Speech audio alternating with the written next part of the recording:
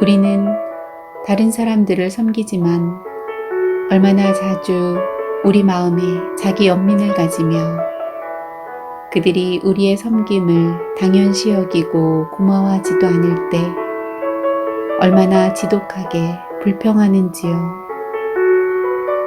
그러나 몸종은 기꺼이 그 일을 해야 합니다.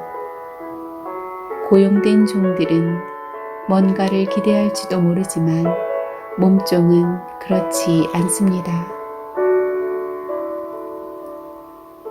주 예수님께서는 단지 우리에게 모범을 보이기 위해 몸종의 형체를 입으신 것이 아닙니다. 예수님은 십자가에서 바로 그 죄들을 위해 죽으셔서 그 죄들이 모두 씻어질 수 있는 주님의 귀한 보혈의 샘을 마련하시기 위해 몸종의 형체를 입으신 것입니다.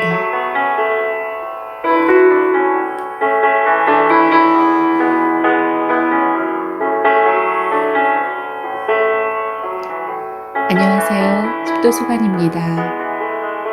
오늘은 로이 쇼니 지은 갈보리 언덕 중에서 제8장 기꺼이 종이 되려는가의 일부를 소개해 드리도록 하겠습니다.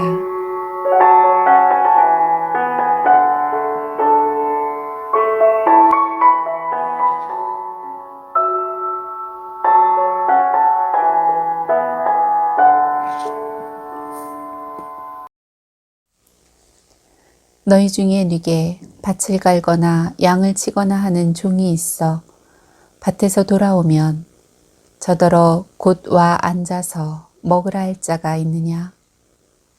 도리어 저더러 내 먹을 것을 예비하고 띠를 띠고 나의 먹고 마시는 동안에 수종 들고 너는 그 후에 먹고 마시라 하지 않겠느냐? 명한 대로 하였다고 종에게 살해하겠느냐? 이와 같이 너희도 명령받은 것을 다 행한 후에 이르기를 우리는 무익한 종이라 우리의 하여야 할 일을 한 것뿐이라 할지니라. 저는 여기에서 몸종의 5가지 표시를 보았습니다. 첫째, 몸종은 자기를 염려해 주는 것도 없이 연이어서 그에게 주어지는 일들을 기꺼이 해야 합니다. 비유에서 보면 종은 밭에서의 힘든 하루 뒤에 바로 이어서 즉시 주인의 식사를 준비해야 했습니다. 게다가 자기는 어떤 음식도 먹기 전에 주인의 식탁에서 시중을 들어야 했습니다. 그는 아무것도 기대하지 않고 그 일을 했습니다. 우리는 이런 것들을 얼마나 꺼리는지요. 그런 종류의 일이 우리에게 기대될 때 우리는 얼마나 빨리 불평하고 쓴 마음을 갖게 되는지요. 우리가 불평하기 시작하는 순간에 우리는 마치 그럴 권리가 있는 것처럼 행동합니다. 그러나 몸종은 어떤 권리도 없습니다.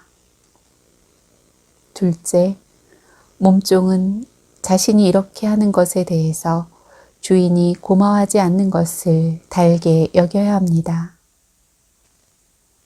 우리는 다른 사람들을 섬기지만 얼마나 자주 우리 마음에 자기 연민을 가지며 그들이 우리의 섬김을 당연시 여기고 고마워하지도 않을 때 얼마나 지독하게 불평하는지요.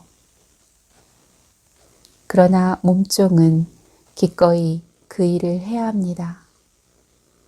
고용된 종들은 뭔가를 기대할지도 모르지만 몸종은 그렇지 않습니다. 셋째, 이 모든 것을 하고 나서 몸종은 다른 사람을 이기주의자라고 비난하지 않아야 합니다. 제가 이 성경 구절을 읽을 때 그 주인은 이기적이고 무자비하다고 느꼈습니다. 그러나 몸종에게는 그런 비난이 없습니다.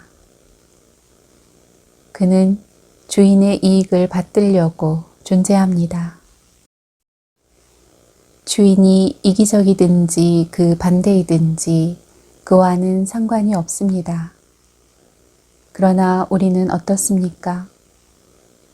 우리는 설령 다른 사람에 의해 약점을 이용당하는 것을 허락할 수도 있고, 우리가 한 일에 대해 그들이 고마워하지 않는 것을 달게 여길 수 있을지는 몰라도 우리 마음속에서는 제멋대로 그들을 비난할 것입니다. 그러나 그것은 몸종의 자리가 아닙니다. 몸종은 다른 사람들의 이기심을 발견하더라도 모든 사람의 종이 되신 자기의 주님과 자신을 새로이 또다시 일치시킬 기회를 찾아야 합니다. 넷째, 우리가 더 나아가야 할 단계가 있습니다. 그 모든 일을 행한 뒤에 자만이나 자찬의 근거가 없습니다. 우리는 무익한 종이라고 고백해야 합니다. 즉, 우리는 정말로 하나님께나 사람들에게 아무 유익도 줄 수 없습니다. 우리는 거듭해서 우리 안에, 즉 우리 육체 안에 아무런 선한 것이 거하지 않음을 고백해야 합니다.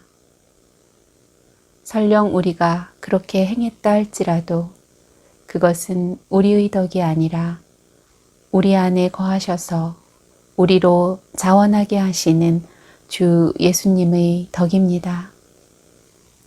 우리는 본질적으로 마음이 교만하고 고집이 셉니다.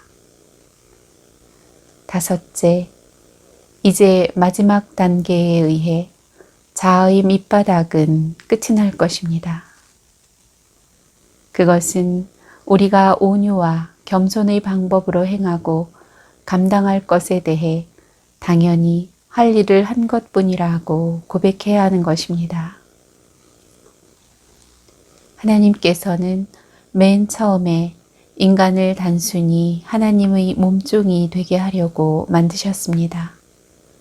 인간의 죄란 단순히 하나님의 몸종 되기를 거절하는 것에 있었습니다. 그렇다면 인간의 회복은 몸종의 지위를 회복하는 것일 수밖에 없습니다. 인간이 그 몸종의 지위를 취하기로 동의했을 때 그가 특별하게 칭찬받을 만한 것은 없습니다. 왜냐하면 그는 바로 그것을 위해 창조되었고 구속받았기 때문입니다. 이것이 십자가의 길입니다. 그 길은 하나님의 낮아지신 몸종이 먼저 우리를 위해 걸으신 길입니다. 그러니 몸종의 몸종들인 우리가 그 길을 걸어가야 하지 않겠습니까?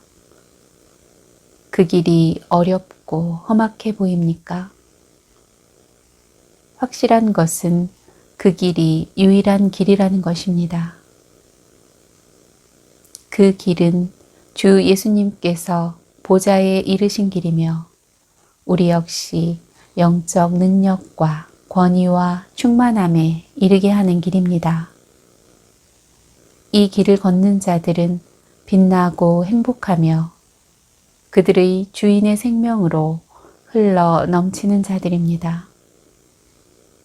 그들은 누구든지 자기를 낮추는 자는 높아지리라는 마태복음의 말씀이 그들의 주님의 경우에서처럼 참임을 발견합니다. 주 예수님께서는 단지 우리에게 모범을 보이시기 위해서 몸종의 형체를 입으신 것이 아닙니다. 예수님은 십자가에서 바로 그 죄들을 위해 죽으셔서 그 죄들이 모두 씻어질 수 있는 주님의 귀한 보혈의 샘을 마련하시기 위해 몸종의 형체를 입으신 것입니다. 그러나 그 보혈이 우리의 교만한 마음의 죄들에 적용될 수 있으려면 이미 발생한 일들과 우리가 원래 어떤 존재인 것에 대해 우리가 회개하며 깨뜨려져야 합니다. 그것은 하나님의 빛이 우리 마음의 모든 부분과 우리의 모든 관계 속으로 들어오도록 허락하는 것을 의미한 것입니다.